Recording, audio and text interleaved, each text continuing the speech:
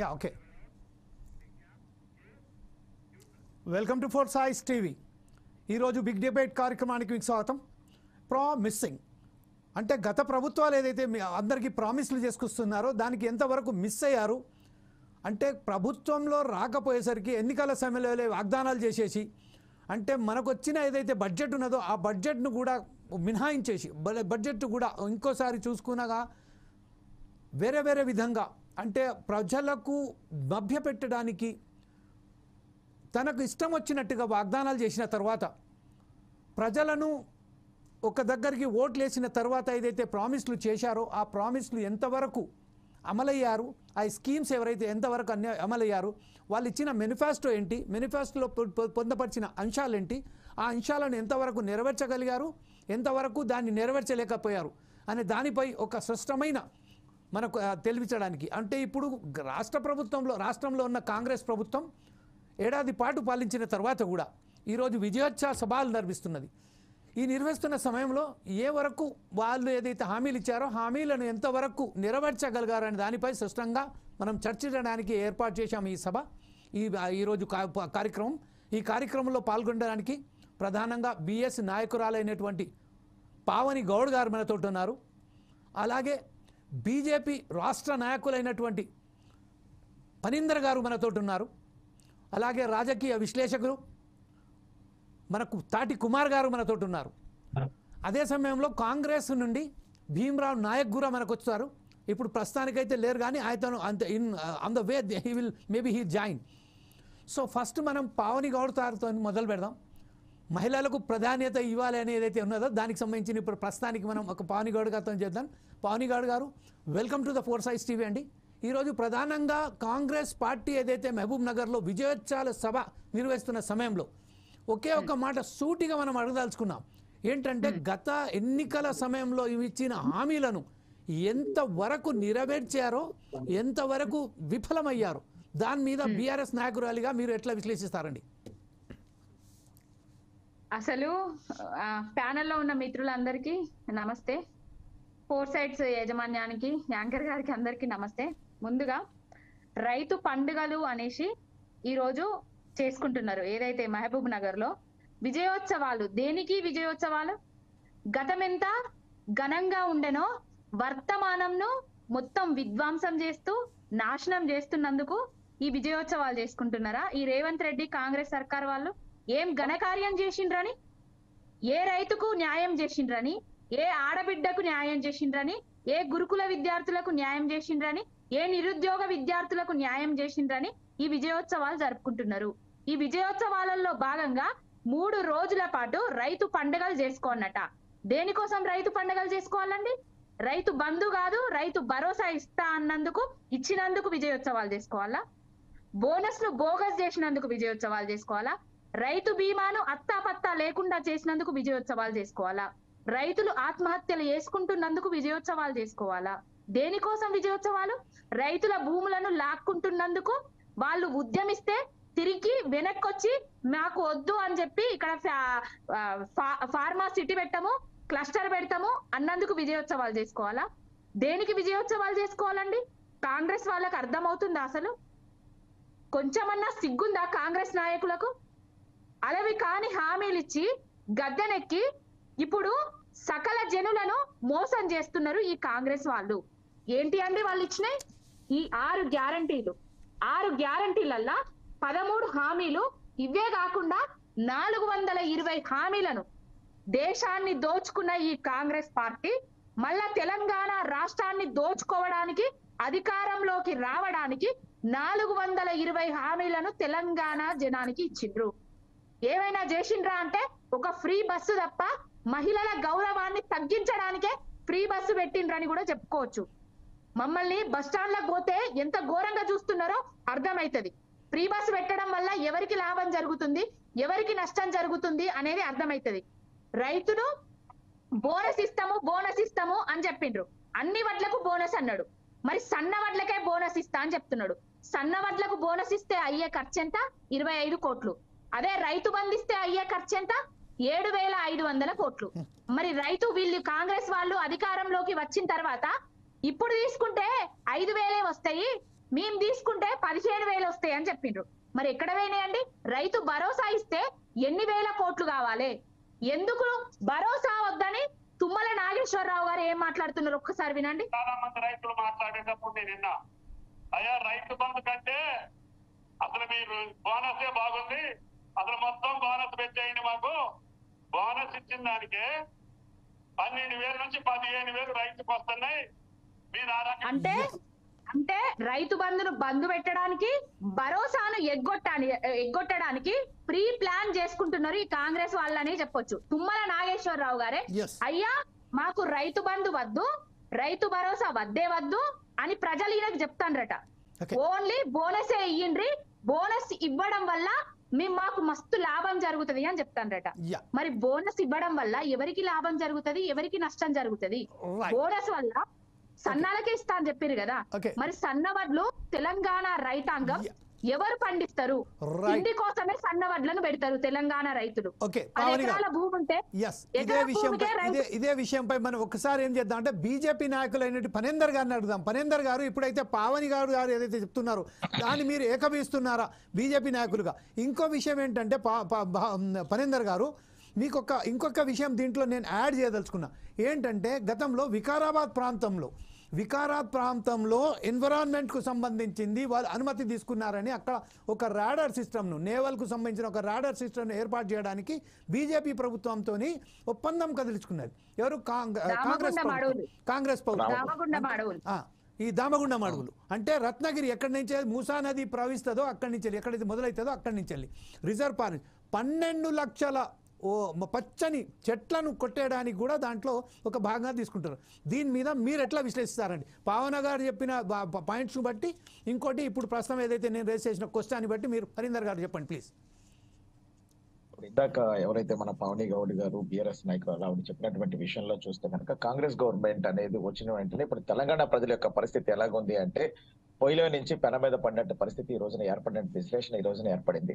ఈ రోజున కాంగ్రెస్ గవర్నమెంట్ అధికారంలోకి రాకముందు ఇష్టానుసారంగా మేనిఫెస్టో రిలీజ్ చేసి, ఇందాక అక్క చెప్పినట్టుగా 400 సుమారు 20 హామీలను ఇచ్చేసి, ఇష్టానుసారంగా వాళ్ళకి నచ్చిన విధంగా ఇటువంటి హామీలను ఇచ్చేసి దాన్ని నిజంగా అమలుపరిచేటువంటి విధి విధానాలు ఉన్నాయా, అమలుపరచగలమా, లేదంటే అటువంటిది ఏమైనా సరే ఉంటుందా? కేవలం వాళ్ళ గవర్నమెంట్ రావాలి, వాళ్ళ ప్రభుత్వం రావాలా, ఆ ప్రభుత్వం వాళ్ళు వస్తే చాలు అని చెప్పేసి ఒక ఆలోచనతో ఇష్టానుసారంగా వాళ్ళు ఈ హామీలు అనేది ఇవ్వడం అనేది జరిగింది. దానిలో ముఖ్యంగా ఒకటి ఫ్రీ బస్ ఒకటిను, తర్వాత ఇంకా అదే ఒకటే నాకు కనబడుతుంది, ఒక ఫ్రీ బస్ ఒకటే కనబడుతుంది. ఈ రోజున ప్రతి ఒక్కరిని కూడా రైతులు బాధ పెడుతున్నారు, ఆటో వాళ్ళని బాధ పెడుతున్నారు, ఎస్సీ ఎస్టీలను బాధ పెడుతున్నారు, మహిళలను బాధ పెడుతున్నారు, ప్రభుత్వ ఉద్యోగస్తులు బాధ పెడుతున్నారు, విద్యార్థులను బాధ పెడుతున్నారు.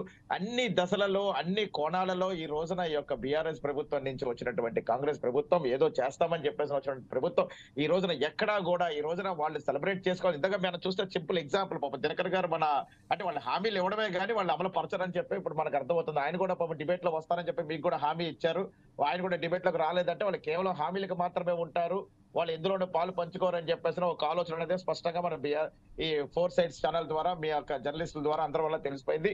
ఈ రోజున మీరు ఏదైతే రాడర్ గురించి ఏదైతే అంటున్నారన్నా అది 100% కేంద్ర ప్రభుత్వం ఎంతో సంక్లిష్టంగా ఉన్నటువంటి పరిస్థితుల్లో కూడా దాన్ని అమలు పరిచి దీన్ని ఎటువంటి పరిస్థితుల్లో రానున్న జనరేషన్ కి, యువతకి ఈ యొక్క రాడర్ సిస్టమ్ ద్వారా, ఈ శాటిలైట్ సిస్టమ్ ద్వారా ఎంతో అభివృద్ధి చెందుతారు. చదువుకున్న వాళ్ళు, ఉద్యోగస్తులు ఇతర దేశాలకు వెళ్లకుండా ఇక్కడే ఉన్నటువంటి మన యొక్క వైమానిక వ్యవస్థ కానీ, రాడర్ వ్యవస్థ కానీ, విజ్ఞాన వ్యవస్థ కానీ, శాస్త్రజ్ఞత్వం కానీ ప్రతిదీ కూడా డెవలప్మెంట్ దిశగా ఈ రోజున రామగుండం దగ్గర ఇచ్చినటువంటి ఈ యొక్క స్థలాల్లో డెవలప్మెంట్ చేస్తామని చెప్పేసి అన్నటువంటి యొక్క కాంగ్రెస్ ప్రభుత్వం ఇప్పటికొచ్చి దాని మీద ఎటువంటి విధి విధానాలు కూడా చిన్నటువంటి చాలా బాధాకరం. ఇందాక అక్క కొన్ని మాత్రమే చెప్పారు. అందులో ఉన్నటువంటి ఈ రోజున మెయిన్ నిరుద్యోగ యువత, ఈ యొక్క ఆటో డ్రైవరు, కళ్యాణ్ పథకము, ఈ యొక్క పింఛను, మహిళలు ప్రతి ఒక్కళ్ళు కూడా ఈ రోజున 400 సుమారు 20 పైచిలుకులు ఇచ్చినటువంటి హామీల్లో కేవలం 1-2 అమలు పరిచినటువంటి యొక్క కాంగ్రెస్ గవర్నమెంట్ అని ప్రజలు ఇప్పటికే కేవలం 300 రోజుల్లోనే వాళ్ళు అసహించుకునే పరిస్థితి ఈ రోజున ఏర్పడింది. ఈ యొక్క పరిస్థితులు ఏంటి, మా యొక్క పరిస్థితి అయోమయంగా ఉంది, అగోమయంగా ఉంది అని చెప్పేసి ఆలోచన చేసేటువంటి ఈ రోజున తెలంగాణ ప్రజలు 100% బాధపడతారు. ఒక్క విధి విధానాల్లో కూడా వాళ్ళ యొక్క ఏది కూడా నమ్మల కేవలం రేవంత్ రెడ్డి గారు ఆయన ఇది చేస్తాము, ఎదుటి వాళ్ళని తిట్టడమో, ఎదుటి వాళ్ళని ఎంతసేపు బీఆర్ఎస్ ని తిట్టడమో, లేదంటే బీజేపీ వాళ్ళని తిట్టడమో, లేదంటే నాయకులు తిట్టడమో, నేనేదో చేసేస్తానని చెప్పేసి ఆయన ఓడబలు కూడా హామీలు తప్పించి కానీ ఈ రోజు వరకు కూడా కాంగ్రెస్ గవర్నమెంట్ ఈ రోజు వరకు కూడా చిన్నటువంటి పరిస్థితి మనం చూస్తున్నాం. నిరుద్యోగ యువతకి ఎక్కడైనా ఉద్యోగాలు కల్పిస్తామన్నారు. గ్రూప్ 1, గ్రూప్ 2, గ్రూప్ 3 ఈ యొక్క ఏవైతే ఎగ్జామ్స్ ఉన్నాయో అవి పెడతామని చెప్పేసి ఆ ఎగ్జామ్స్ పెట్టేటప్పుడు పేపర్స్ లీకేజ్ వ్యవస్థ మనం చూస్తూ ఉన్నాము. అదే విధంగా ఆటో డ్రైవర్లకి ఉచిత ఆర్టీసీ బస్సు వల్ల ఈ రోజున మహిళలకు ఉచిత ఆర్టీసీ బస్సు వల్ల చాలా మంది ఆటో డ్రైవర్లు రోడ్డున పడిపోయారని చెప్పేసి లబోదీబోని బాధపడి వాళ్ళ కుటుంబాలు రోడ్డున పడిపోతే మీకు నెల వచ్చేసారి సంవత్సరానికి మేము 12,000 ఇస్తామని చెప్పన్నాడు. ఈ రోజు వరకు కూడా దాని మీద ఎటువంటి విధి వ్యవస్థ మనం చూడలేదు. అలాగే కళ్యాణి పథకం కింద అమలు కనుక వాళ్ళకి వర్తిస్తే కనుక కనీసం తులం బంగారం ఇస్తానని చెప్పేసి అన్నాడు, హామీ ఇచ్చాడు. అంటే ఒకటి కాదంట, ప్రతి విషయంలో కూడా ఈ రోజున కాంగ్రెస్ గవర్నమెంట్ ఫెయిల్యూర్ మాత్రం 100% అయ్యింది. ఇది తెలంగాణ ప్రజలతో ప్రతి ఒక్కళ్ళు కూడా గమనిస్తున్నటువంటి పరిస్థితి ఏర్పడింది. అంతేకాకుండా మనం చూసినటువంటి అయితే కనుక రైతు భరోసాలో ఉన్నటువంటి వానాకాలం కూడా వచ్చేసింది. రైతు భరోసాలో ఆయన ఏ విధంగా ఇస్తానని చెప్పేసి అన్నాడు. రైతు భరోసా ఏదైతే రుణమాఫీ ఉందో ఆ 2 లక్షల రూపాయలు రుణమాఫీ చేస్తారని చెప్పన్నాడు. ఈ రోజు వరకు సరైనటువంటి రీతిలో రైతులకు రుణమాఫీ అనేది చేయడం చాలా బాధాకరం. అదే విధంగా సబ్సిడీకి సంబంధించినటువంటి ఏవైతే కనుక యూరియన్ కానీ వరికి సంబంధించినటువంటి ఏవైతే ఉన్నాయో వాటికి సరైనటువంటి రీతిలో రుణాలు ఇప్పిస్తారని చెప్పన్నాడు, ఎటువంటి వడ్డీ లేకుండా. ఈ రోజు వరకు కూడా రైతులు లబోదిబమని ఏడ్చే పరిస్థితి ఈ రోజున మనం కాంగ్రెస్ గవర్నమెంట్ లో చూస్తున్నాం. కాంగ్రెస్ అంటే కేవలం ఆ చుట్టుపక్కల ప్రాంతాలను డెవలప్మెంట్ చేయడం తప్పించి కానీ పనిందర్ గారు, ఇప్పుడు ఇదే విషయంపై మనం ఒకసారి ఏదైతే రాజకీయ విశ్లేషకులు అన్న తాటి కుమార్ గారు ఉన్నారో తాటి కుమార్ గారితో ఒకసారి మాట్లాడడానికి ప్రయత్నం చేద్దాం. ఆ తాటి కుమార్ గారు, మీరు చెప్పండి, గత ప్రభుత్వం ఏదైతే ఉన్నదో గత ప్రభుత్వంలో మల్లన్న సాగర్ పేరిట దర్దాపుగా 14 విలేజెస్కు సంబంధించి నిర్వాసితులు చేసిన తర్వాత వారికి కొద్దో గొప్ప అక్కడ వాళ్ళకు ఏదైతే వాళ్ళకు కంపన్సేషన్గా ఇచ్చి ఆ భూములు లాక్కున్నారు. అక్కడి నుంచి నిర్వాసితులు అయిపోయారు. దర్దాపుగా ఒక సంబంధిస్తే పల్లెపహాడు, ఏటిగడ్డ, కిష్టాపురం, అలాగే బైలాంపూర్ ఏదైతే విలేజెస్ ఉన్నాయో మొత్తం అక్కడ మునిగిపోయినాయి. మునిగిపోయిన తర్వాత కూడా వారికి సంబంధించిన కంపన్సేషన్ మాత్రం పూర్తిగా ఇవ్వలేదు. ఇందులో పెద్ద కోట్ల రూపాయల కుంభకోణం జరిగింది. అధికారులు అక్కడ సైతం మొత్తం కంప్లీట్గా అక్కడ వాళ్ళకు నిర్వాసితులుగా బెనామీలుగా చేర్చుకొని వారికి డబ్బులు ఇవ్వడం జరిగింది. First point. సెకండ్ థింగ్ ఏంటంటే ఇది ఇత్తనాల ఫ్యాక్టరీ అని గతంలో 2021 or 23 ఈ సమయంలో ఇత్తనాల ఫ్యాక్టరీ అని అక్కడ మనకు ఇప్పుడు నిన్న జరిగిన సంఘటనకు సంబంధించింది. దాని తర్వాత అక్కడ అగ్రిమెంట్ చేసుకున్న గవర్నమెంట్ ఆఫ్ ఇండియాతో అగ్రిమెంట్ చేసిన తర్వాత అక్కడి నుంచి పర్మిషన్ తీసుకొచ్చిన తర్వాత ఇంధనాల ఫ్యాక్టరీగా మార్చారు. అప్పుడు బీఆర్ఎస్ ప్రభుత్వం, ఇప్పుడేమో కాంగ్రెస్ ప్రభుత్వం. అప్పుడు అనుమతి ఇచ్చింది బీఆర్ఎస్ ప్రభుత్వం, ఇప్పుడు వ్యతిరేకిస్తున్నది కాంగ్రెస్ ప్రభుత్వం. అట్లనే ఇంకో విషయం ఏంటంటే ఇప్పుడు దానికి సంబంధించింది ధరణి పోర్టల్కు సంబంధించిన 1,00,000 ఎకరాల భూములకు సంబంధించిన కుంభకోణం జరిగిందని చెప్తున్నారు. ఇట్లాగే ఇది తెరాసకు సంబంధించింది. కాంగ్రెస్ ప్రభుత్వానికి ఇస్తున్నట్టే మన పావని గౌడ్ గారు చాలా క్లియర్గా చెప్పేశారు. అట్లాగే మన పరీందర్ గారు చాలా క్లియర్ దీనిగా రాజకీయ విశ్లేషకులుగా మీరేమంటారు? ఈ ప్రభుత్వాలు చేయరాని హామీలు, మనకు అంతుపట్టని హామీలు ప్రజలకు ఇచ్చేసిన తర్వాత ఇప్పుడు పూర్తిగా విఫలమైపోయారనే దానికి ఉదాహరణలే ఈ వాగ్దానాలు. దీని మీద మీ అభిప్రాయం ఏంటి, మీ విశ్లేషణ ఏంటి సార్? నమస్కారం అండి జయవల్ గారు, అలాగే ప్యానెల్లో ఉన్న పెద్దలందరూ కూడా నమస్కారాలు. సరే, ఏ ప్రభుత్వమైనా ఏ రాజకీయ పార్టీ అయినా అధికారంలోకి రావాలంటే పోటీలు పడి ప్రజలకు ఆకాశంలోనే అన్నం తినబెడతామని చెప్పి అధికారంలోకి వస్తుంది. ఏ పార్టీ దాంట్లో అతీతం కాదు. ముఖ్యమంత్రి మాజీ ముఖ్యమంత్రి కేసీఆర్ గారు కూడా 3 ఎకరాల భూమి ఇస్తానడు, దళితుడిని ముఖ్యమంత్రి చేస్తానని అనేక హామీలు ఇచ్చాడు. సరే, దాంట్లో కొన్ని నెరవేర్చాడు. తర్వాత వారి పరిపాలన చూశారు. వారి పరిపాలనకు వ్యతిరేకంగా కాంగ్రెస్ పార్టీకి పట్టం కట్టారు తెలంగాణ ప్రజలు. కాంగ్రెస్ పార్టీ కూడా అనేక హామీలు, అంటే వాళ్ళకి బడ్జెట్ ఎంతో తెలుసు, ఎంత ఖర్చు అవుతుందో తెలుసు, కానీ అధికారంలోకి రావాలన్న ఏకైక లక్ష్యంతో ప్రతి రాజకీయ పార్టీ లక్ష్యం కూడా అధికారంలోకి రావాలని ఉంటుంది. ముఖ్యంగా నేను ఈ ప్రభుత్వ పరిపాలన మీద ఈ సంవత్సరం 7వ తారీఖు వస్తే సంవత్సరం వాళ్ళు అధికారంలోకి వచ్చి ముఖ్యంగా ఇప్పుడు కుల గణన చేశారు ప్రతిష్టాత్మకంగా. ఏంటి, సామాజిక న్యాయం చేస్తామని రాహుల్ గాంధీ గారు దేశవ్యాప్తంగా పర్యటిస్తూ మేము కులాల పరంగా ఎవరైతే అధికారం పొందలేదో, ఎవరైతే అట్టడుగు వర్గాలు ఉన్నారో వాళ్ళందరికీ కూడా అవకాశాలు రావాలి, రాజ్యాధికారంలో అనే లక్ష్యంతో తిరుగుతున్నాడు. నేను ఈ రాష్ట్ర ముఖ్యమంత్రిని, ఈ రాష్ట్ర పిసిసి అధ్యక్షుడిని, వాళ్ళ ఇన్ఛార్జ్ మున్షి గారిని, రాహుల్ గాంధీ గారిని, ఖడ్గే గారిని సూటిగా ఒక ప్రశ్న అడుగుతున్నా. గత 9 సంవత్సరాల టీఆర్ఎస్ ప్రభుత్వానికి వ్యతిరేకంగా మీ రేవంత్ రెడ్డి గారు తదితర నాయకులు ఎంతైతే పోరాటం చేసిండ్రో, మీ అద్దంకి దయాకర్ దళిత కులానికి చెందినోడు ఆ స్థాయిలోనే పోరాటం చేసిండ్రు. సంవత్సరం కాకుండా తనకు ఎందుకు మీ ప్రభుత్వంలో అవకాశం ఇస్తలేరు సూటిగా చెప్పాలి. ఒకటి. రెండవది, పరిపాలన ఎవరి మీద నెట్టేసి ఎవరో కుట్ర చేస్తున్నట్టు కుదరదండి. ఇవాళ నాకు మీరు నమ్మండి జమీల్ గారు, ఒక వారం రోజుల నుంచి అంటే ఈ ప్రభుత్వం కొన్ని రోజుల నుంచి చిన్నారులు ఇలా ఎవరైతే సోషల్ వెల్ఫేర్ రెసిడెన్షియల్లో ఎవరు ఉంటారండి, ఎస్సీలు బీసీలు అట్టడుగు పేద వర్గాలు కదా ఉండేది. ఆ పేద వర్గాలు తింటున్న ఆహారం కలుషితమైతే సెక్రటరియట్లో ఉండి లేకుంటే ఆ సంఘటన జరిగిన తర్వాత ఒక జిల్లా కలెక్టర్ను పోయి హాస్టల్లో తినడం కాదండి. ఈ రాష్ట్ర ప్రభుత్వంలో ఉన్న పెద్దలు కానీ అధికారులు కానీ ఆకస్మిక తనిఖీలు నిర్వహించండి. తనిఖీలు నిర్వహిస్తే అక్కడ నీకు ఏం లోపం ఉంది, దాన్ని అసలు ఎందుకు అలా జరుగుతుంది అనేది బయటకు వస్తుంది. ఇంకొకటి మెన్యూ ఛార్జీలు. విద్యార్థికులకు మనం హాస్టల్లో చూస్తాం, గతంలో అనేక విద్యార్థి సంఘాలు హాస్టళ్లకు పరిరక్షణగా ఉండేది, వాళ్ళు పోరాటాలు చేస్తూ లెఫ్ట్ నుంచి కానీ రైట్ నుంచి కానీ. ఇవాళ వాళ్ళకి ప్రొటెక్టివిటీ లేదు, ఏది అసలు పర్యవేక్షణ లేదు. అసలు మెస్ ఛార్జీలు అసలు ఈ విద్యాశాఖ మొత్తం ఉంది ఎవరి దగ్గర, ఈ రాష్ట్ర ముఖ్యమంత్రి గారి దగ్గరనే ఉంది. దయచేసి వాళ్ళు రివ్యూ చేసి మీరు ఇస్తున్న ఆ పిల్లలకు ఆహారం కోసం ఇస్తున్న డబ్బులు అసలు సరిపోతాయా ఇప్పుడున్న సమాజంలో, ఇప్పుడున్న పెరిగిన ఖర్చులకు అనుగుణంగా అనేది ఒకసారి ఆత్మ పరిశీలన చేసుకోవాలి. ఇక భూసేకరణ అంటారా జమీల్ గారు, ప్రాజెక్టులు కట్టాలన్నా పారిశ్రామికీకరణ జరగాలన్నా ఏదైనా అభివృద్ధి జరగాలన్నప్పుడు కొంత భూసేకరణ ఏ పార్టీ ప్రభుత్వం వచ్చినా జరుగుతుంది. అయితే పార్టీలు ప్రభుత్వాల్లో ఉన్న పార్టీలు అక్కడ ఉన్న ప్రజలను మెప్పించి ఒప్పించి వాళ్ళకు అనుగుణంగా వాళ్ళ డిమాండ్లకు కొంచెం తలొగ్గి, ఎందుకంటే కొన్ని ఏళ్ల నుంచి వాళ్ళ భూములు నా భూములని చాలా ఫీల్ అవుతుంటారు, ఒప్పించి తీసుకొని అభివృద్ధి ప్రదంలో పోవాలి. కానీ ప్రభుత్వాలు తమకు అనుకూలంగా ఏకాఏకిన ఒక నిర్ణయం తీసుకొని, మీరు నమ్మండి జమీల్ గారు, ఈ ప్రభుత్వం వచ్చిన ఏడాది కాలంలో అనేక అంశాల మీద వెనక్కిపోయింది. మీరు చూసి ఉంటారు, ఏది హైడ్రా రాగానే మీరు చూడండి ఎంత అంటే మీడియా కూడా ఎంత బూస్టింగ్ ఇచ్చింది, చాలా బూస్టింగ్ ఇచ్చి ఈ మినిస్టర్ ఇల్లు పోతుందంట, ఆ ఎంఐఎం ఓవైసీ కాలేజీలు పోతుంది, కాలేజీలు పోతుందంటే మీడియాకు లీక్లు ఇచ్చి నిజంగా ఒక నెల రోజులుగా ఆ హైడ్రాని ఎవరైతే పర్యవేక్షిస్తున్న అధికారి మాత్రమే మనకు మీడియాలో కనబడ్డాడు. అందరినీ కొట్టేస్తామని వెంటనే ప్రజల నుంచి వచ్చిన వ్యతిరేకత, అధిష్టానానికి అందిన ఫిర్యాదుల తెలియదు.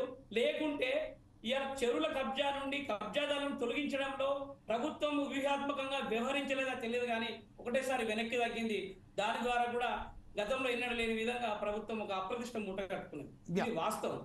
అదే విధంగా కొడంగల్లో కూడా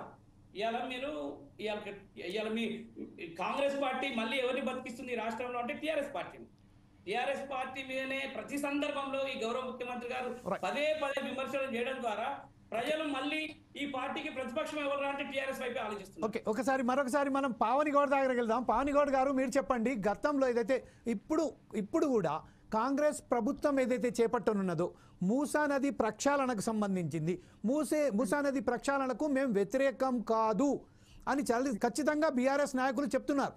అది హరీష్ రావు గారు కావచ్చు అండి, లేకపోతే మన కేటీఆర్ గారు వచ్చండి, చాలా ప్రక్షాళనకు మాత్రం వ్యతిరేకం కాదు అని చెప్తున్నారు.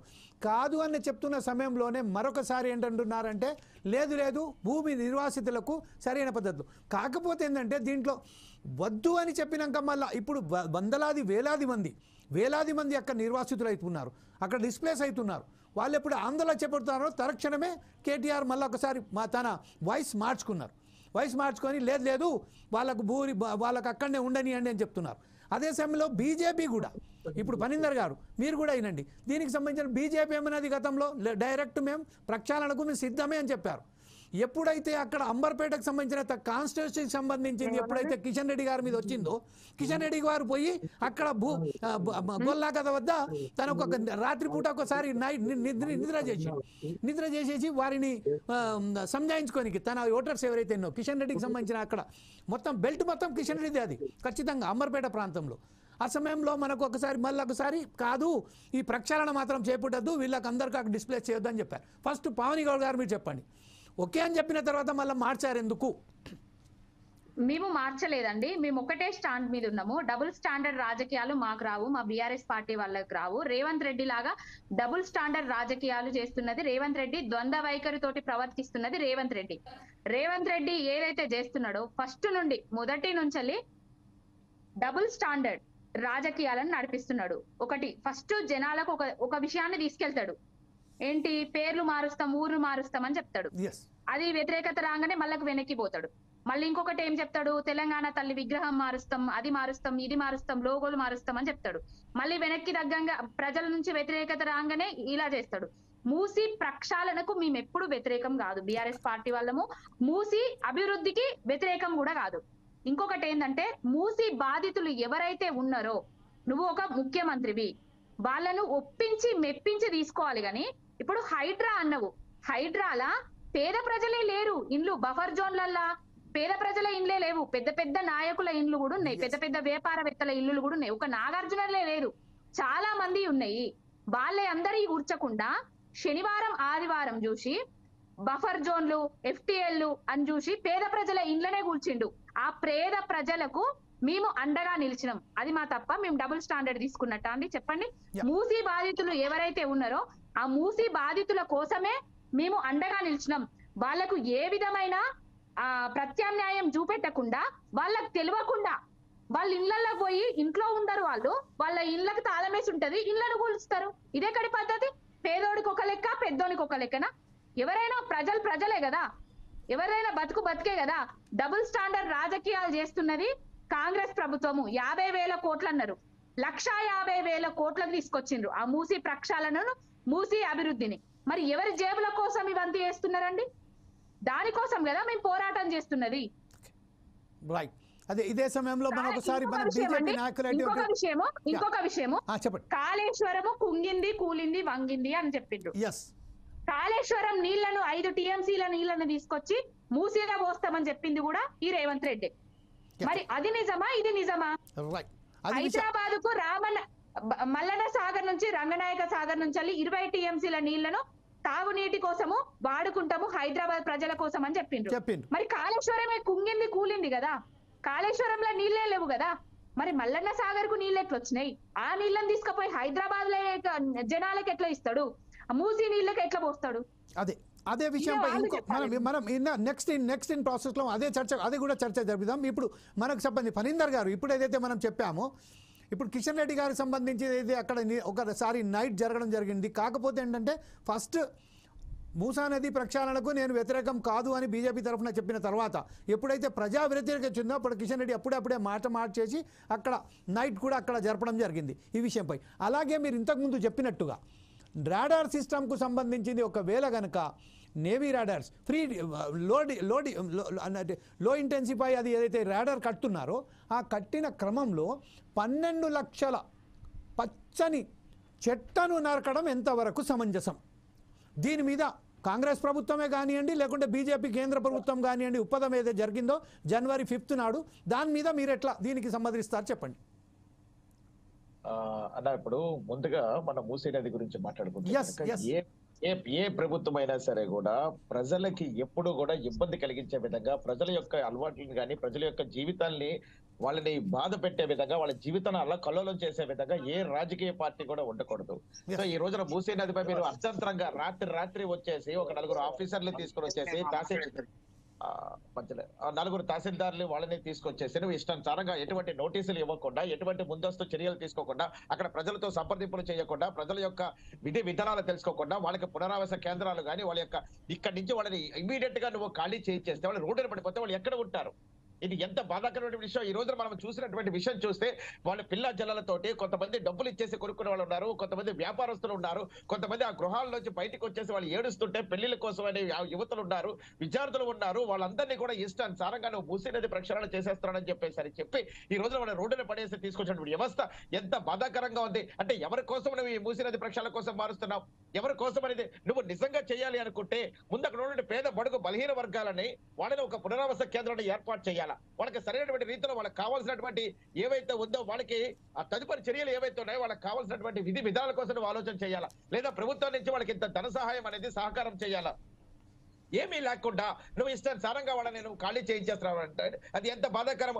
100% ఈ రోజు వరకు కూడా మూసీ నది ప్రక్షాళన కోసం భారతీయ జనతా పార్టీ, తెలంగాణ ప్రజలు కానీ, నాయకులు కానీ 100% వాళ్ళు కట్టుబడి ఉన్నారు. కాకపోతే మేము ఒకటే ప్రశ్న అడుగుతున్నాము, అక్కడ సరైనటువంటి రీతిలో ప్రజల పక్షాన ఉన్నటువంటి మా భారతీయ జనతా పార్టీ, ప్రజల యొక్క అగజాట్లు తెలిసినటువంటి మా భారతీయ జనతా పార్టీ, ప్రజల యొక్క ఏదైతే విధి విధానాలు తెలిసినటువంటి మా భారతీయ జనతా పార్టీలో మా యొక్క కిషన్ రెడ్డి గారు, తెలంగాణ అధ్యక్షుడు కిషన్ రెడ్డి గారు, ఆయన ఒకటే అడుగుతున్నారు, నువ్వు ప్రజలకు పునరావాస కేంద్రాలు ఏర్పాటు చేయండి, ప్రజలకు వాటి సరైనటువంటి రీతిలో వాళ్ళకి సరైనటువంటి వసతులు కల్పించండి, ఆ తర్వాత మీరు ప్రక్షాళన చేయండి. వాళ్ళు రోడ్డును పడేసి నువ్వు ప్రక్షాళన చేస్తే ఎలాగా? కొన్ని వేల కోట్ల నువ్వు ఈ రోజున ప్రక్షాళన పేరు మీద నువ్వు తుంచేస్తున్నావే, కొన్ని వేల కోట్ల ప్రభుత్వం కేంద్ర ప్రభుత్వం నుంచి నువ్వు తీసుకుంటున్నావే, కొన్ని వేల కోట్ల ప్రజల సహాయం కోసం నువ్వు చేస్తున్నావే. నువ్వు ఏదైనా సరే చేస్తే ప్రజలకు సంప్రదించకుండా ప్రజలకు ఉపయోగపడేటువంటి ఏదైనా సరే చేయాలి.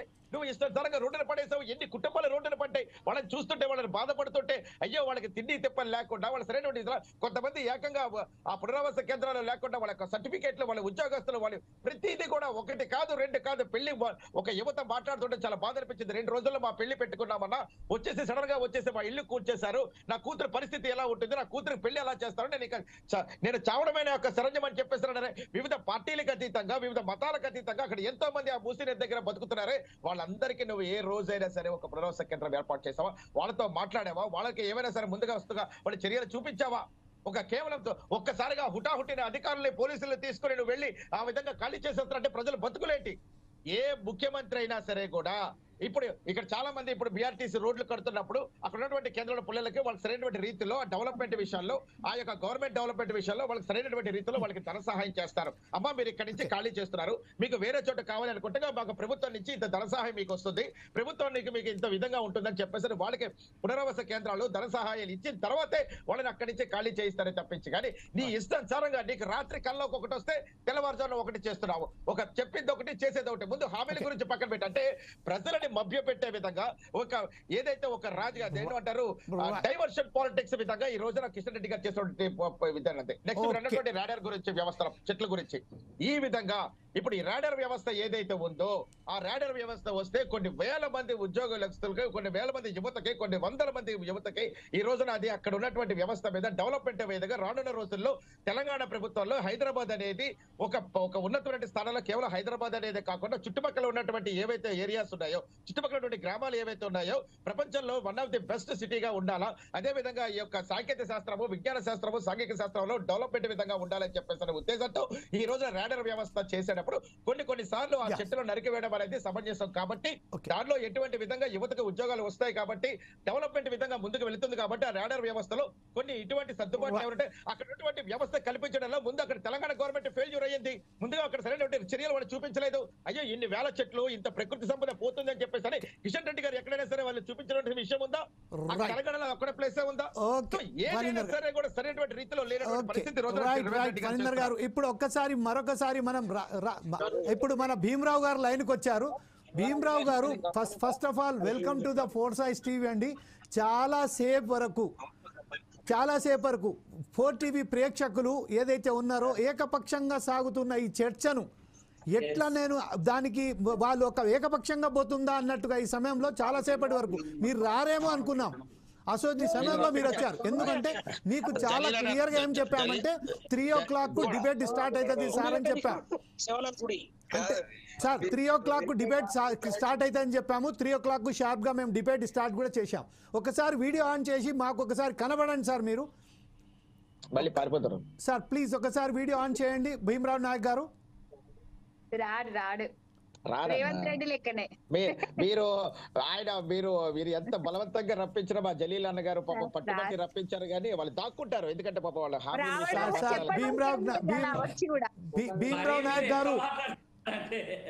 భీమరావు గారు వాయిస్ వాళ్ళు పాలక ప్రభుత్వంలో ఉన్న వాళ్ళు ఎందుకు రారు? వస్తారు, ఖచ్చితంగా వచ్చారు. అది ఏదో టెక్నికల్ ప్రాబ్లం ఉన్నదని చెప్పారు. అది వాస్తవానికి కావచ్చు. మొత్తం వ్యవస్థే ప్రాబ్లం టెక్నికల్ కాదన్నా, మొత్తం వ్యవస్థే ప్రాబ్లం లో పడేసిండ్రు. తెలంగాణ ప్రాబ్లం లో పడేసిండ్రు.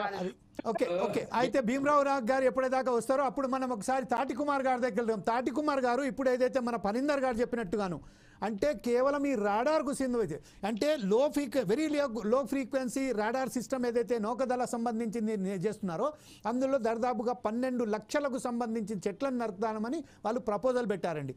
దీని ద్వారా ఎంతమందికి ఉపాధి వస్తుందో తెలియదు కానీ అక్కడ చుట్టుపక్కల కనీసం 1000 కనీసం ఒక 5-10 కిలోమీటర్ల వరకు ఈ రాడార్కు సంబంధించిన ఏదైతే ఉన్నదో రాడార్ ఎఫిషియన్సీతోని చాలామంది దుర్భర పరిస్థితుల్లో ఏర్పడవలసిన వస్తుంది.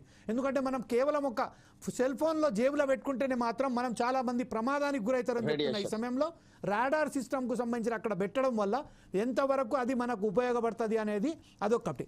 ఇంకో విషయం ఏంటంటే ఇప్పుడు పావని గారు చెప్పినట్టుగా కేవలం ఇది మూసా నది ప్రక్షాళనకు సంబంధించి ఎవరైతే నిర్వాసితులైనో వారికి సంబంధించిన మేము మూసా నదికి ప్రక్షాళనకు మేము సముఖ్యంగానే ఉన్నాము. కాకపోతే ఏవైతే నిర్వాసితులు అవుతున్నారో వారిని అక్కడ ప్లేస్మెంట్ ఇవ్వాలి చెప్తున్నారు.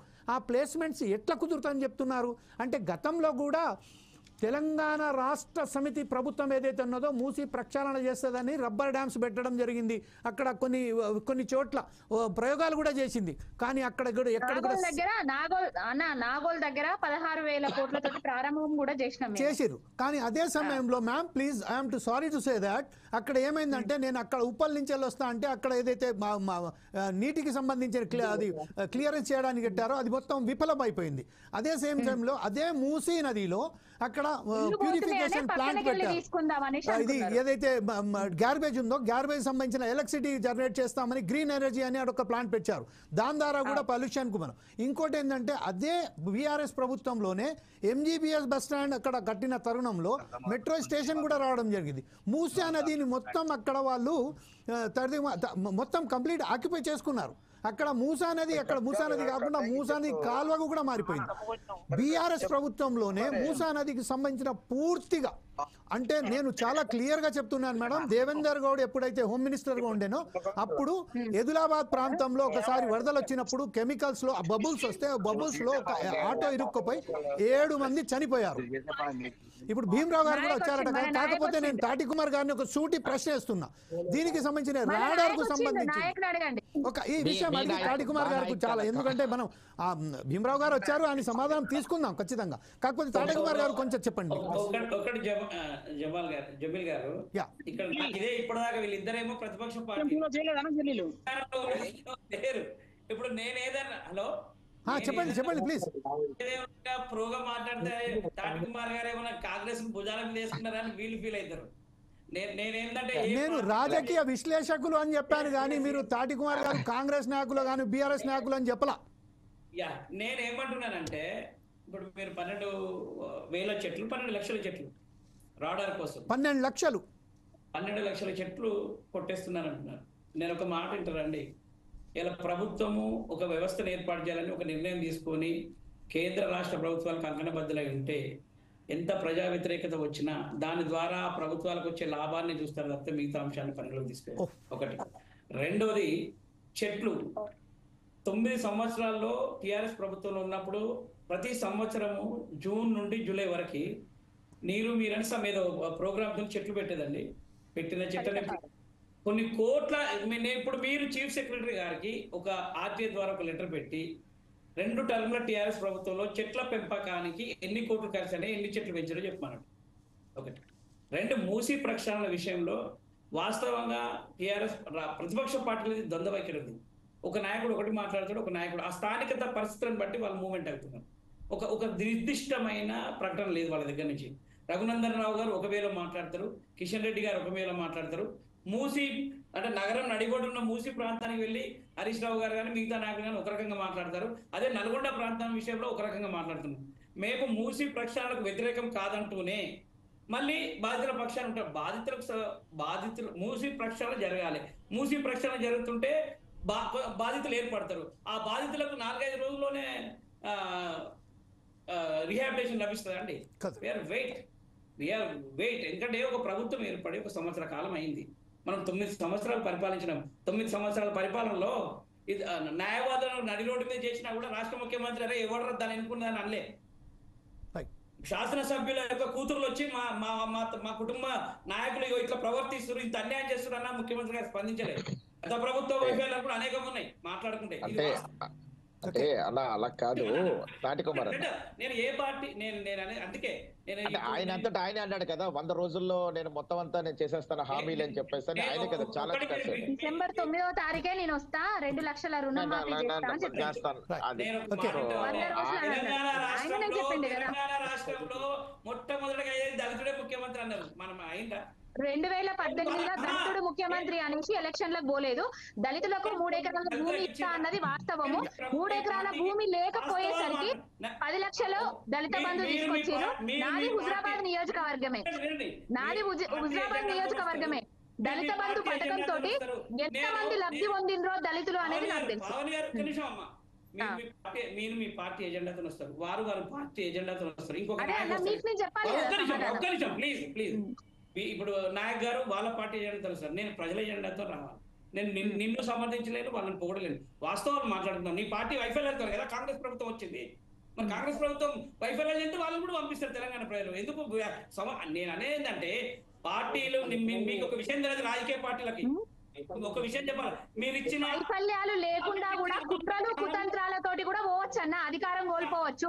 కుట్రలు కుతంత్రాలతోటి అధికారం కోల్పోయినాం టిఆర్ఎస్ పార్టీ వాళ్ళము. పవన్ గారు వినాలి. మా వైఫల్యం ఏం లేదు. కేసీఆర్ గారి వైఫల్యం ఏమీ లేదు. ఆయనకు పాలన నేను చెప్తా కదా ఎన్ని వైఫల్యాలు మీరు ఇచ్చిన, మీ రాజకీయ పార్టీలు ఇచ్చిన హామీ గాని అమలు గాని హామీలకు ప్రజలు ఉపయోగిస్తలేరు. ఈ కేసీఆర్ తెలంగాణ రాష్ట్ర ఏర్పాటు ఉద్యమంలో కీలకంగా ఉన్నాడు కాబట్టి ఆయనకు ఒకసారి అవకాశం ఇచ్చారు, మళ్ళొకసారి అవకాశం ఇచ్చారు. ఈ రాష్ట్రంలో తెలంగాణ రాష్ట్రంలో నియోజకవర్గాల్లో మీ ఎమ్మెల్యేలను ఉసిగొలిపి వాళ్ళ మీద నియంత్రణ లేక వాళ్ళ అనేకమైన ప్రజల్ని ఆ నియోజకవర్గాలలో ఎంత ఒత్తిడి గురి చేసి ఎంత అజమాయిషి ప్రజల కోపాన్ని తెలుసుకోవాలి. పవన్ గారు మన అవినీతి మీద దళిత బంధువుల అవినీతి జరిగిందని ఒక రాష్ట్ర ముఖ్యమంత్రి గారు స్పందించింది. రాష్ట్ర ముఖ్యమంత్రి గారు స్పందించింది కదా. ఈ రోజు కూడా రేవంత్ రెడ్డి గారు కూడా బంగారం ఇస్తారని తులం బంగారం ఇస్తారని హామీలు ఇచ్చింది వాస్తవమే. అమలు చేయకపోతే పంపిస్తారండి. అమలు చేయకపోతే రేవంత్ రెడ్డి గారు కూడా పంపిస్తారు. ఓకే, భీమరావు నాయక్ గారు లైన్ లోకి వచ్చారు. భీమరావు నాయక్ గారు ఆడియో ఒకసారి రైట్. భీమరావు నాయక్ గారు మీరు ఆడియోలోనే మాట్లాడండి. మీ వీడియో కొంచెం ఇబ్బంది ఉంటే ఆడియోలోనే మాట్లాడండి. కానీ ఇప్పుడు ఏదైతే చర్చ జరుగుతుందో దానికి సమాధానం చెప్పాల్సిన బాధ్యత కూడా మీ మీద ఉన్నది. ప్రస్తుతం ఏదైతే చెప్తున్నారో పావని గారు చెప్పినట్టుగా ఇప్పుడు నేను ఇది కూడా దీంట్లో ఒకసారి ఏంటంటే కాంగ్రెస్ ప్రభుత్వం ఏదైతే విజయోత్సవాలు సభలు నడిపిస్తున్నారో దాని పక్షంలో ఒక విషయం మీద ఉన్నది. You are there Bhimarao Nayak garu, నా మాట వినబడుతుందా? ఫస్ట్ భీమరావు నాయక్ గారిని కనబడదు సార్. అదే అయితే ఆయన కార్యక్రమం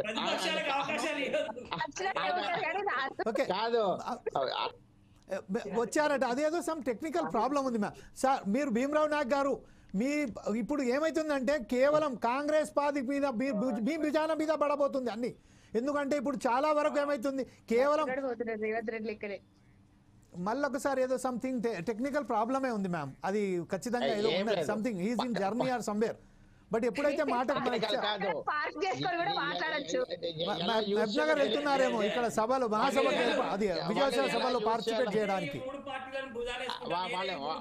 ఓకే రైట్. ఇప్పుడు అదే విషయంలో ఇదే సేమ్ దాంట్లో మీరు ఇప్పుడు అదే చెప్పండి సార్. మీరు మన తాటి కుమార్ గారు మీరు చెప్పండి. అంటే ఇప్పుడు ఏదైతే చెప్తున్నారో అంటే ఆ ప్రభుత్వం గత ప్రభుత్వం చేసిన విఫలాలలో ఇప్పుడు చేస్తున్న ప్రభుత్వం ఇప్పుడు కాంగ్రెస్ ప్రభుత్వం చాలా వరకు ఏదైతే ఇది మంచి ప్రశ్న. ఈ కాంగ్రెస్ పార్టీ ప్రభుత్వము అధికారంలోకి రావాలన్న ఏకైక లక్ష్యంతో ఆచరణ సాధ్యంగానే అనేక హామీలను ఇచ్చింది. ఇది వాస్తవం. హలో వినబడుతుంది చెప్పండి. ఆచరణ సాధ్యంగానే అనేక హామీలను కొన్నింటిని ఇచ్చింది. ఇది వాస్తవం. అయితే కాంగ్రెస్ పార్టీ ఏమనుకుంటుందంటే మేము మేనిఫెస్టోలో చెప్పిన విధంగానో లేక 6 గ్యారంటీలను చూసో మాకు ఓట్లేసి అనుకుంటే అది తప్పు. టిఆర్ఎస్ పార్టీకి మీద ఉన్న వ్యతిరేకతతోని కాంగ్రెస్ పార్టీకి ఓట్లేసారు. శాసనసభ ఎన్నికల కంటే ముందు 6 నెలలు తెలంగాణ ప్రజలు బీజేపీ వైపు పోదామా కాంగ్రెస్ వైపు పోదామన్న డోలాయన పరిస్థితుల్లో బండి సంజయ్ గారిని రాష్ట్ర అధ్యక్షులుగా తొలగించడంతో ఈ ఈ ఈ టిఆర్ఎస్ పార్టీ ప్రభుత్వానికి వ్యతిరేకంగా కాంగ్రెస్ పార్టీ ప్రత్యామ్నాయమని భావించిన తెలంగాణ ప్రజలు కాంగ్రెస్ పార్టీకి ఈ రోజు పట్టం కట్టిరు. అయితే కాంగ్రెస్ పార్టీ అధికారంలోకి వచ్చిన తర్వాత నేను ఒక మాట, ఆ పార్టీ ప్రాంతీయ పార్టీ కాదు, ఏకనాయకత్వానికి కింద పనిచేసే రాజకీయ పార్టీ కాదు, అది ఒక జాతీయ పార్టీ. అది ఏఐసిసి నుంచి ఆదేశాలు ఉండాలి, రాష్ట్రంలో సమన్వయం ఉండాలి, సమిష్టి ఉండాలి. అక్కడ కొంత వైఫల్యం చెందినట్టుగా కనిపిస్తుంది. ఎందుకంటే పిసిసి ఇవాళ రాష్ట్ర ముఖ్యమంత్రిని తిడితే మళ్ళీ రాష్ట్ర ముఖ్యమంత్రి దాన్ని కౌంటర్ ఇచ్చుకోవాలి. తోటి కేబినెట్ మంత్రులు కూడా ఆయన పక్షాన్ని స్పందించే రీతిలో స్పందిస్తలేరు. వారు గత పాలకులకు వారి ముఖ్యమంత్రిని తింటే మిగతా కేబినెట్ వాళ్ళ రాష్ట్ర నాయకులు స్పందించి ఎదురుదాడి చేసేవారు. కానీ ఈ రోజు రేవంత్ రెడ్డి గారిని తిడితే మళ్ళీ దాని కౌంటర్ రేవంత్ రెడ్డి గారు మాట్లాడే స్థితికి ఈ రాష్ట్ర ప్రభుత్వం ప్రస్తుత పరిస్థితిలో ఉంది. ఇది వాస్తవం. ఎవరు కాంగ్రెస్ పార్టీ నాయకులు అన్నా కాకుండా. ఇంకొక విషయం అండి, సమన్వయ లోపం. ఇవాళ మనం అనుకుంటున్నాం, పవన్ గారు ఒక మాట అన్నది, మాకు ఫ్రీ బస్ ఇచ్చి మా ఆత్మగౌరవాన్ని దెబ్బతీసిరని మీరు అంటున్నారు. ఇవాళ మీరు 200 రూపాయలు 300 రూపాయలు ఎంత దానికి కాస్ట్ తెలియదు. మీరు చీరలు దసరా పండుగకి ఇస్తే ఆడపడిచిన ఆత్మాభిమానం దెబ్బతి కదా, తప్పండి. ఒక పార్టీ ఎప్పుడైతే ఒక సంక్షేమ పథకాన్ని అవి కూడా ఇవ్వలేదు కదా అన్న, ఇప్పుడు అవి కూడా ఇవ్వలేదు కదా అన్న, బతుకమ్మ చీరలు కూడా లేవు కదా, మరి అవ్వెందుకు అడుగుతలేరు? పవన్ గారు అవ్వెందుకు అడుగుతలేరు? మాట్లాడినప్పుడు నేను ఎప్పుడైనా ఇంటరప్ట్ చేశానా? నేను ఇంటరప్ట్ చేయను కదా. మీకు 4 Sides టీవీ పూర్తి స్వేచ్ఛగా సమాంతరంగా అవకాశం. ఓకే మీరు చెప్పండి. పావని గారు ఏదైతే అడుగుతున్నారో ఆ కౌంటర్ కూడా మీరు జవాబు చెప్పండి. వాళ్ళు ఫ్రీ బస్ ఇచ్చారండి, అది చెప్పుకోదు పార్టీ. 200 యూనిట్ల వరకు ఫ్రీ కరెంట్ ఇస్తుంది, అది చెప్పుకోదు. 500 రూపాయల గ్యాస్ అంటారు, అది చెప్పుకోరు. 2 లక్షల రుణమాఫీ దశల వారీగా సరే వాళ్ళ ఆర్థిక స్థితిని నడిచేది. అది పార్టీ, కాంగ్రెస్ పార్టీ ప్రభుత్వ పార్టీకి అధికారంలోకి తీసుకొస్తే ఒకటి, అధికారంలోకి తీసుకురాకపోతే ఒక తీరు.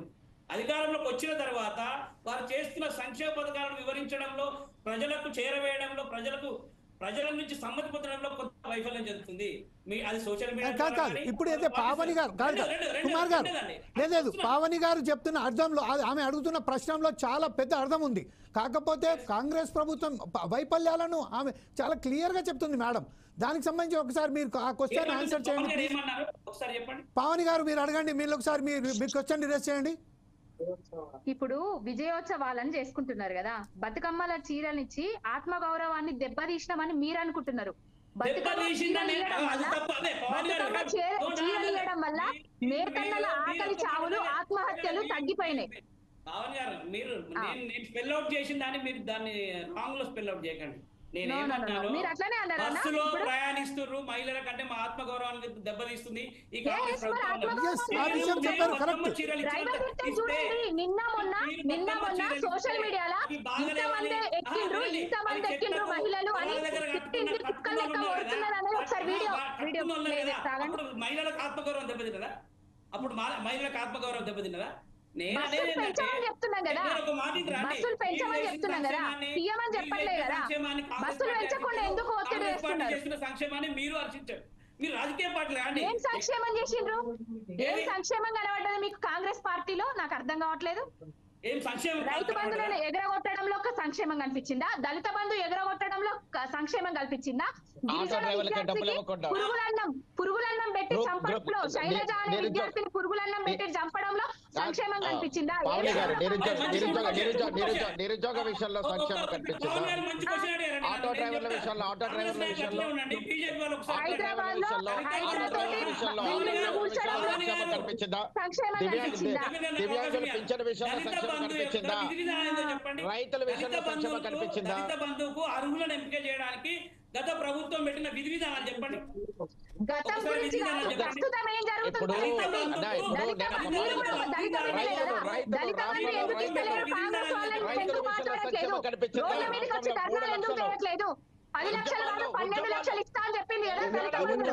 తెలంగాణ ఉద్యమాల్లో ప్రాణాలు కోల్పోయినటువంటి వాళ్ళకి, తెలంగాణ ఉద్యమాల్లో ప్రాణాలు కోల్పోయినటువంటి వాళ్ళకి ఉద్యోగం ఇస్తాము, 20,000 రూపాయలు పెన్షన్ ఇస్తామని చెప్పేసి అన్నారు.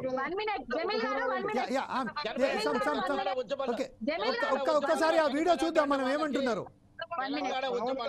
ఆ బస్సుల సంబంధించింది చాలా ముఖ్యమైన వీడియో ఒకటి ప్రెజెంట్ అవుతుంది, అది చూద్దాం అసలు ఏమంటున్నారు.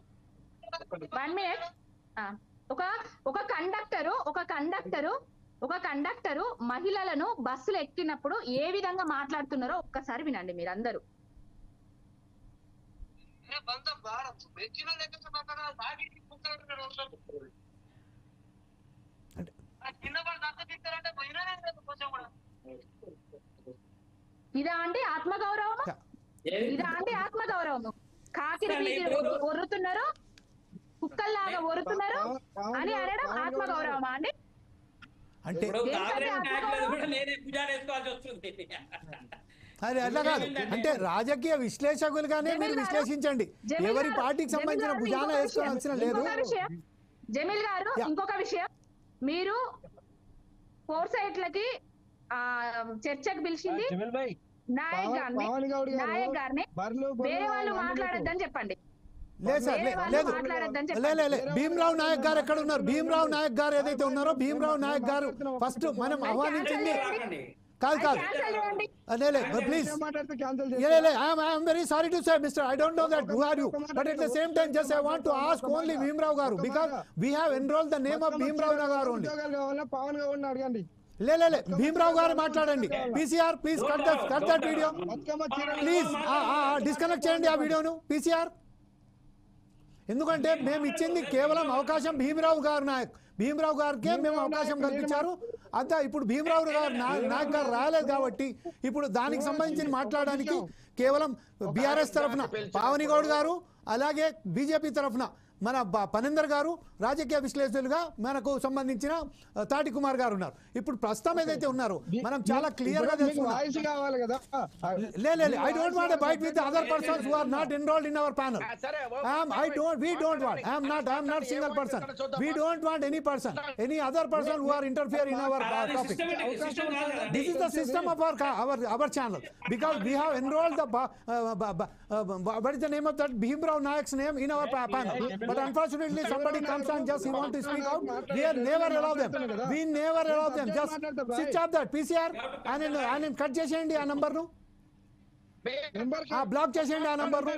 Yes okay. At the same time నేను ఒక విషయం చెప్పదలుచుకున్నాను, ఎందుకంటే సమయపాలన కూడా చాలా తక్కువ ఉన్నది కాబట్టి కాంగ్రెస్ ప్రభుత్వం ఏదైతే ఉన్నదో కాంగ్రెస్ ప్రభుత్వం చెప్పిన తర్వాత ఇప్పుడు ప్రస్తుతం అయితే మన రాష్ట్ర ప్రభుత్వంకు 7 కోట్ల అప్పు ఉన్నది.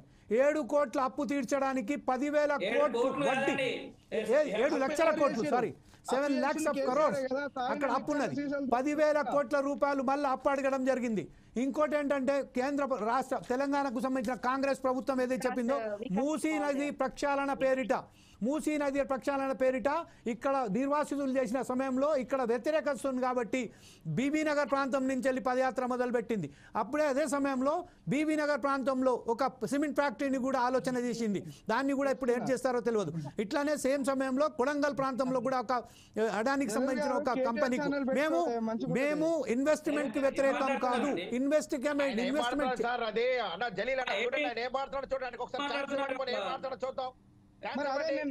sir, because he is not a person enrolled in our panel. No, he is not in our panel, so we do not allow the person who is not enrolled in our panel.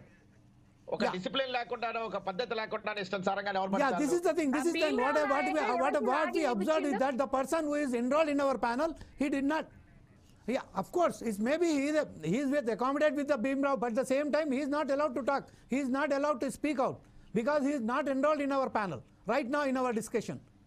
And more over ఇప్పుడు ఇంకోటి ఏంటంటే గురుకులాలకు సంబంధించి మనం చూసాం చాలా దుర్భరమైన పరిస్థితులలో ఎంత దారుణంగా అంటే నిన్న పావని గారు చెప్పిన ప్రకారం ఒక 48 కాదు మనం లెక్కలు తెస్తే 52 మంది చనిపోయారు ఇప్పటికీ.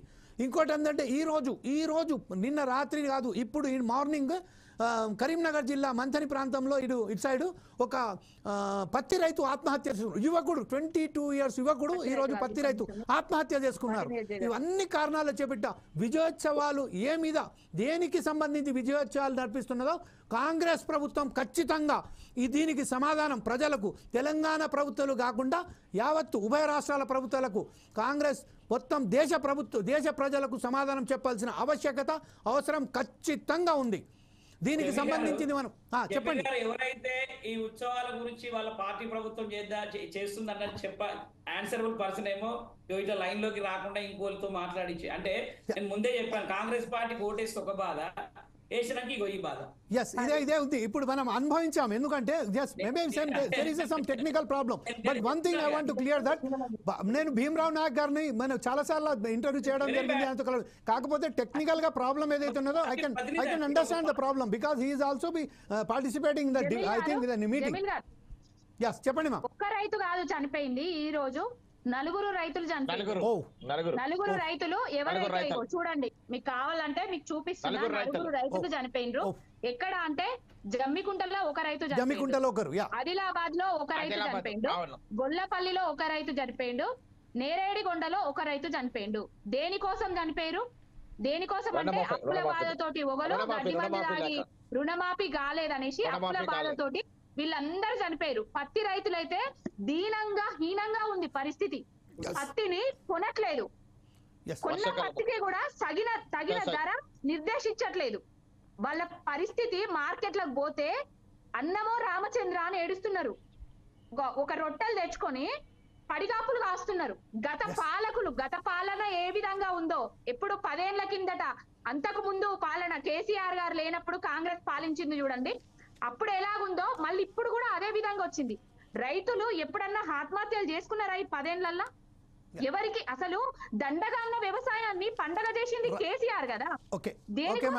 ఇప్పుడు మనకు సమయం అయిపోయింది కాబట్టి మనం ఇంకోసారి మీతో క్షమాపణ కోరుతున్నా. కాకపోతే ఏంటంటే ఇప్పుడు ఈ రోజు ఏదైతే మీ అందరికి ప్యానల్ ఉన్న సభ్యులందరికీ ఒకసారి ఫోర్సైజ్ టీవీ క్షమాపణ కోరుతున్నా. ఎందుకంటే ఒక వ్యక్తి ఎవరైతే ఎన్రోల్ చేపించిన వ్యక్తి కూడా ఈ రోజు రాకపోవడానికి నా వైఫల్యం కూడా ఉన్నది దాంట్లో. ఎందుకంటే నేను వాళ్ళతో సమన్వయం చేయలేకపోయానా అనే దాన్ని మాత్రం నాకైతే గిల్టీ ఫీల్ అవుతున్నాను. దానికి మీ అందరికీ నేను క్షమాపణ కోరుతున్నాను నా తరఫున. కాకపోతే ఈ రోజు ఏదైతే ఇది కార్యక్రమంలో మీరు పార్టిసిపేట్ చేసినందుకు చాలా చాలా ధన్యవాదాలు. రేపు మరొక కార్యక్రమంతో మళ్ళీ మీ ముందుకు వద్దాం. అప్పటిదాకా stay tune to watch four sides TV. Thank you very much.